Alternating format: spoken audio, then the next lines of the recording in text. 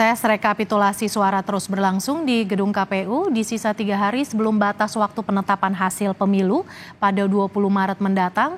Bagaimana dengan perkembangan rekapitulasi suara di KPU akan kita tanyakan langsung pada jurnalis Kompas TV Valencia Triksi di gedung KPU Jakarta.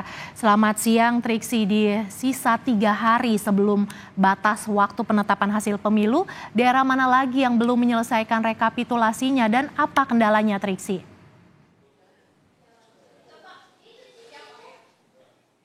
Ya, Mercy dan juga saudara, masih ada 6 provinsi lagi yang masih akan dilakukan rekapitulasi. Rencananya memang hari ini dijadwalkan adalah Provinsi Papua Tengah. Tadi kami mau konfirmasi kepada salah satu komisioner KPU yakni Idam Holik yang menyampaikan akan ada dari Papua Tengah ini tiba pada sore hari. Jadi memang terkait dengan waktu kapan kemudian terkait dengan rekapitulasi Papua Tengah akan dilakukan untuk waktu tepatnya, apakah di sore hari, apakah di malam hari, ini nanti menunggu kepastian dari pihak komisioner pemilihan umum maupun juga dari pihak saksi dan juga dari panitia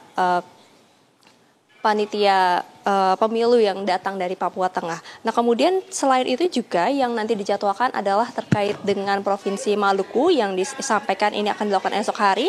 Lalu ada juga dari Papua Pegunungan dan juga Papua Barat Daya serta Papua. Selain itu juga yang masih tersisa adalah satu provinsi di Jawa Barat yang memang ini belum dilakukan rekapitulasi lantaran masih ada satu kabupaten yang belum selesai melakukan rekapitulasi, yakni adalah tingkat Kabupaten Bekasi. Setidaknya disampaikan ada 1.222 TPS di kabupaten tersebut, sehingga ini juga memakan waktu yang cukup lama atau cukup panjang.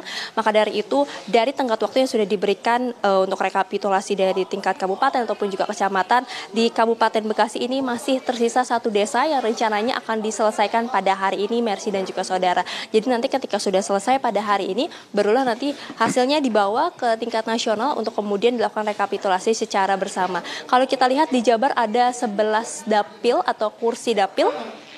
Maksud kami ada 11 dapil yang nanti harus direkapitulasi oleh KPU.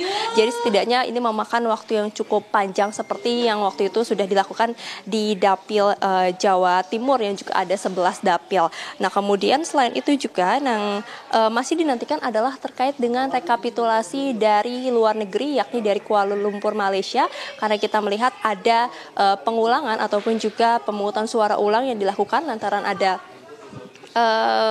ada kendala dan juga ada kasus yang terjadi lantaran di sana ditargetkan juga dalam waktu dekat ini akan dilakukan rekapitulasi karena disampaikan sudah selesai dilakukan dan juga penghitungan. Maka dari itu tinggal menunggu kapan kemudian dari pihak KPU ini akan melakukan rekapitulasi terhadap dari suara yang ada di Kuala Lumpur, Malaysia. Itu setidaknya Mercy dan juga saudara terkait dengan penghitungan suara ataupun juga rekapitulasi yang harus dilakukan sampai 20 Maret 2024 itu adalah batas waktu yang juga sudah tertera dalam PKPU Pemilu, Undang-Undang Pemilu nomor 5 tahun 2024, sehingga maksimal tanggal 21 Maret KPU atau Komisioner Pemilihan Umum ini harus mengumumkan hasil dari rekapitulasi nasional dalam negeri dan juga dari luar negeri. Jadi itu yang kita nantikan, Mercy dan juga saudara, karena kalau melihat bagaimana penghitungan ataupun juga rekapitulasi ini masih dinamis, masih ada yang berubah-ubah, meskipun dalam Pilpres memang sudah terlihat ada pasangan calon yang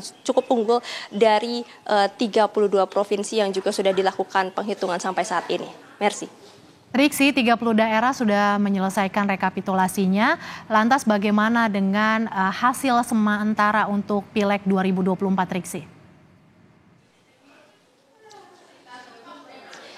Ya, kalau terkait dengan Pileg memang masih berubah-ubah, masih dinamis sekali, Mercy dan juga saudara, kalau kita melihat bagaimana posisi ataupun juga suara dari partai-partai ini mengikuti dari kuatnya atau lumbung suara dari masing-masing partai. Seperti misalnya kalau kita melihat dari 2 provinsi yang dimenangi ataupun juga diungguli oleh pasangan calon nomor urut 1 Anies Baswedan dan juga Muhaimin Iskandar, yakni di Aceh dan juga Sumatera Barat. Nah, kalau kita melihat dari Sumatera Barat terlebih dahulu, Mercy dan juga saudara, bagaimana di Sumatera Barat ini yang unggul justru adalah partai-partai yang memang berkoalisi ataupun juga mengusung pasangan calon nomor urut 1, yakni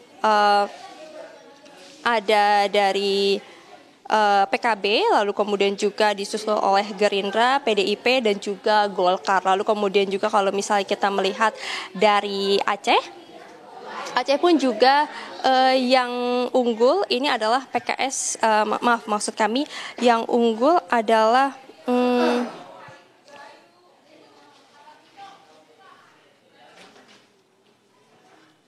Yang unggul adalah partai-partai yang mendukung dari pasangan calon nomor urut 1. Lalu kemudian juga ini ada 2 dapil.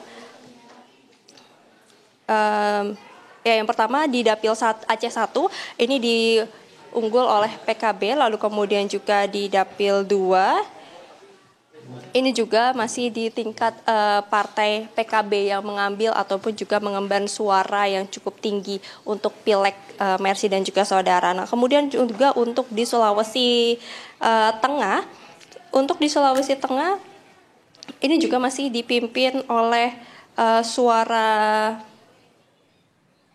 Partai Golkar dan juga kemudian diikuti oleh Partai Gerindra. Nah, mengingat juga di Sulawesi Tengah ini dari pasangan calon nomor urut 2 Prabowo Subianto dan juga Gibran Rakabuming Raka ini memakan ataupun juga meraup suara yang cukup besar dalam Pilpres atau rekapitulasi Pilpres Provinsi Sulawesi Tengah yang dilakukan pada kemarin atau hari Sabtu. Mercy. Ya, terima kasih jurnalis Kompas TV Valencia Triksi yang melaporkan langsung dari Gedung KPU Jakarta.